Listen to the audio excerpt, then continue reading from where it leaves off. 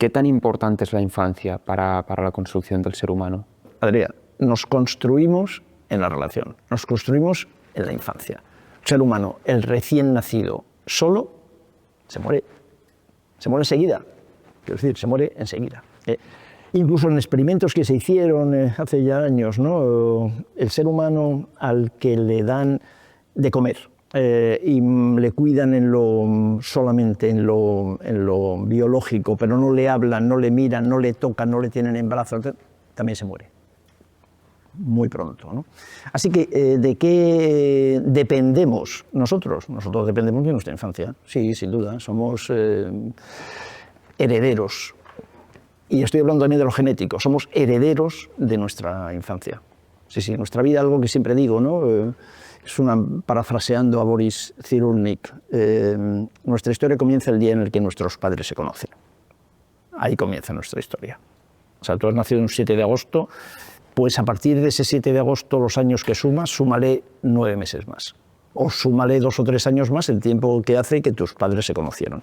Recuerda a los surcoreanos, tenía una expareja surcoreana, y ellos suman un año más porque es el día que se concibió el...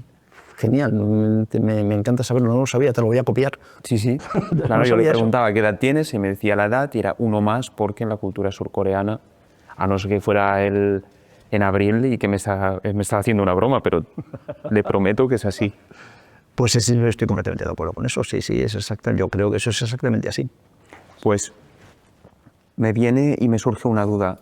Una persona que ahora sienta que en la infancia iba a ser un poco compleja y un poco extensa, y la puede guiar por donde considere, pero una persona que siente que ha habido algún problema con su infancia, que ahora ve los síntomas de ese problema y de ese causante, pero con estos temas es tan complejo poner luz sobre estos problemas, ¿cómo le diría a usted que debe empezar a investigar, que debe empezar a preguntarse, a cuestionarse sobre su infancia? Imaginemos que viene alguien con algún problema, alguna incomodidad, algún inconfort, ¿de acuerdo? Sí.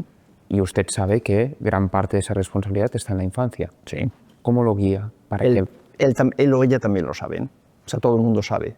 Cuando viene a nuestra consulta, todo el mundo sabe que lo que me está contando ahora tiene que ver con la infancia, todo el mundo lo sabe. No necesariamente lo saben pensar, ni lo saben decir, ni lo tienen intelectualizado, pero lo saben, todo el mundo lo sabe. Eso me lo han enseñado ellos, me lo han enseñado mis pacientes. ¿Cómo?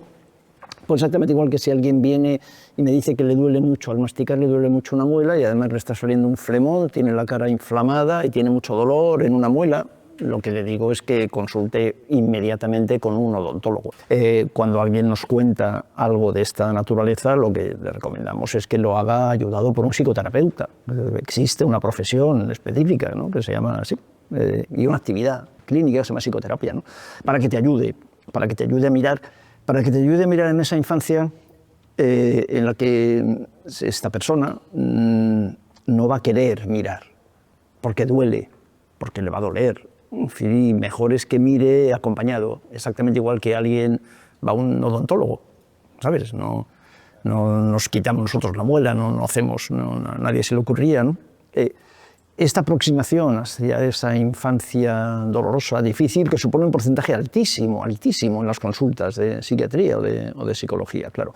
Donde se tratan, pues sí, eso se llama psicoterapia, exactamente. Pero claro, ¿hasta qué punto eres consciente? Porque, por ejemplo, leí en un estudio que un factor determinante en el desarrollo social de un niño o una niña es que la madre, mientras esté dando el pecho, que lo mire a los ojos, que ya el acto de mirar, el contacto visual, ya es algo que importa muchísimo el desarrollo relacional.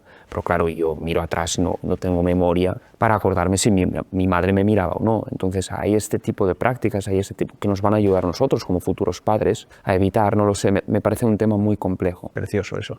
Es muy, muy, muy bonito lo que dices, y es exactamente también como lo dices, que no tienes memoria, Adrián, pero lo que tienes son síntomas. No tú, exacto. Quiero decir, tú no. Pero el paciente, la persona que viene a nuestra consulta, dice, no tiene memoria, yo tampoco tengo memoria de la mirada de mi madre durante la lactancia. Pero bueno, pero sí tengo memoria de la mirada de mi madre mucho, mucho después. O sea, yo tengo memoria de cuando comencé a caminar en Algorta, en Bilbao. de veraneo con mis padres. O sea, memoria tenemos. Y si no tenemos memoria, por cierto, además es porque probablemente ha ocurrido algo también en esas etapas, ¿no? Pero el cuerpo, hay una expresión que utilizamos mucho también de un autor holandés, creo que vive en Estados Unidos, que ha trabajado mucho sobre el trauma, Van der Kolk, que él dice, el cuerpo lleva la cuenta. ¿Dónde está la memoria de esa falta de mirada? En el cuerpo, en la sintomatología, en las enfermedades, en la psiquiatría. Esa falta de mirada, ¿dónde está? En el trastorno narcisista, en el trastorno histriónico, en trastorno de personalidad, en casi todos los trastornos mentales. Tiene que ver con esa falta de mirada. Esa falta de mirada, la mirada, la palabra, la alimentación, el tacto, los 4 pilares básicos, ¿no? De la construcción, de los ladrillos que se van poniendo en nuestro cerebro, de las conexiones que se van poniendo en nuestro cerebro para crear este sistema psico-neuro-endocrino-inmunitario que va a definir toda nuestra vida. Eso tú no tienes memoria como tal construcción, ¿no? De memoria. La memoria está después, 20, 30, 40, 50 años más tarde o 4 años más tarde, está en la sintomatología, están los síntomas, está en el cuerpo. ¿Y qué síntomas hay, por ejemplo? ¿Qué síntomas de usted? He comentado algunos, la anorexia nerviosa, la bulimia, todo, vamos a ver, todos los trastornos mentales, todos. El síntoma es el trastorno mental, ¿verdad? Exacto. Exacto. De hecho, lo que se llama trastornos mentales, lo que llamamos trastornos en psiquiatría, no son más que un conjunto de síntomas. Un conjunto de síntomas. Entonces, de una manera artificial, un conjunto de síntomas los agrupamos y decimos, pues esto es una depresión. A la persona le pasan cosas. La persona viene a nuestra consulta y nos cuenta cosas. Y nosotros, los psiquiatras, de una manera absolutamente artificial, a ese conjunto de cosas, de manifestaciones del sufrimiento de una persona, a ese conjunto de cosas nosotros le ponemos un nombre. Por eso decimos tantas veces que la depresión no existe. No existe porque es un invento. Todos los diagnósticos psiquiátricos son inventados, y digo inventados con el buen sentido de la palabra, en el sentido de que son artificiales. Insisto, la persona sufre, a la persona le pasan cosas, y luego nosotros, desde hace seguramente cientos de años y más recientemente, desde 1980, a eso le ponemos un nombre. Ansiedad, depresión, anorexia, bulimia, bueno, todos los síntomas que hay en psiquiatría, todos los síntomas son manifestaciones de esa falta de mirada, de esa falta de sintonía, para decirlo de una forma más simple. 4 bloques que ha comentado. Exacto. De la falta de sintonía, en resumen, ¿no?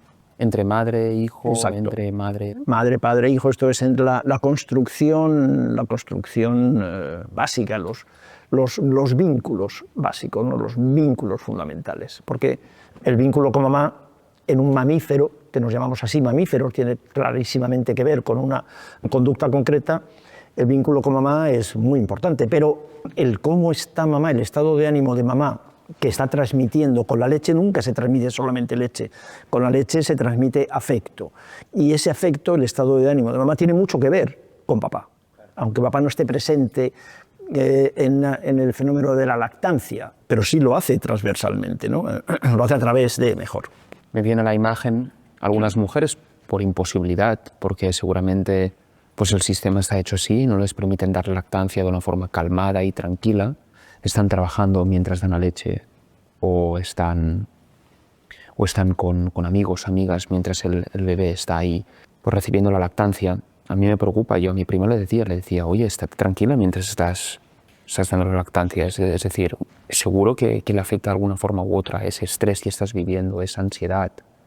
Tú has dicho, doctor, que la infancia es determinante, pero claro, ¿cómo congeniamos esa determinancia con esa responsabilidad de poder sanarte, de poder avanzar, de poder mejorar? Porque cualquiera diría, no, mi infancia estuvo estropeada y me quedo así, víctima, y volvemos a la rueda.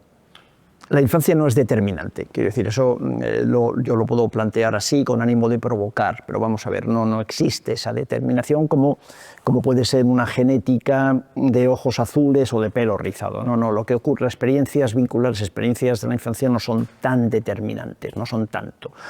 Lo son mucho más de lo que queremos admitir y mucho más de lo que se quiere hablar. No se quiere hablar de ese tema, pero lo es muy importante. No quiero decir si es tan determinante, pero es muy importante, en una proporción muy alta, ¿no? Y bueno, pues es exactamente así. Y luego comentábamos, volviendo a lo anterior, luego es tu responsabilidad en cierta medida, o tú puedes tener, finalmente tú puedes tener una cierta capacidad para reescribir el guión de tu vida, ¿no? Cuando yo veo a mis pacientes siempre los veo a mitad de película. Toda la parte primera de su vida, el guión ya está hecho y el metraje está rodado. O sea, me encuentro con la mitad de la película, la mitad o depende de la edad del paciente, una parte de la película que ya está rodada y que además eso el productor no me permite cambiarlo. Lo que hago con mi paciente es ver cómo podemos escribir el guión de la otra parte de la película, del final de la película. Y los finales de la película se pueden cambiar y de hecho tú sabes que hay muchas películas en las que se rodaron 2 o 3 finales distintos, ¿sabes? El guión sí que lo podemos cambiar y eso otra vez, una vez más, depende de la responsabilidad. Sigue siendo una burbuja desde donde yo te hablo, porque estoy hablando de un paciente. Si el paciente está en mi consulta es porque el paciente ya ha podido tomar una decisión, que es la de estar en mi consulta, de forma que ya está haciendo un trabajo de responsabilidad. El problema puede estar en otra inmensa cantidad de personas que no están en nuestra consulta, esto es, que están sufriendo, que están muy mal, que se encuentran mal, pero que ni siquiera tienen, porque su sufrimiento es enorme, ni siquiera tienen la capacidad de pedir ayuda.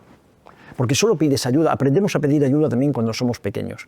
Aprendemos a pedir ayuda si mamá nos presta ayuda. Cuando mamá o papá dejan de prestarnos ayuda, ¿qué es lo que tiene que hacer el bebé, el chiquitín, para sobrevivir? Dejar de pedir ayuda. ¿Para qué voy a pedir ayuda si no me la dan? Así que voy, ¿sabes? Como si el chiquitín pudiese pensar que no puede pensar así. Yo estoy haciendo de cerebro auxiliar. El chiquitín pide ayuda, pero papá y mamá no están disponibles. No lo están, porque lo que te decía, por diferentes motivos, no están. El estilo de crianza actual es un estilo de crianza que hemos inventado en la segunda parte, en el último tercio del siglo XX, es un estilo de crianza que no está pensado para los bebés, está pensado para el desarrollo personal y profesional de los padres. Y los bebés incomodan. Antes de pasar al tema del estilo de la crianza, que me importa muchísimo,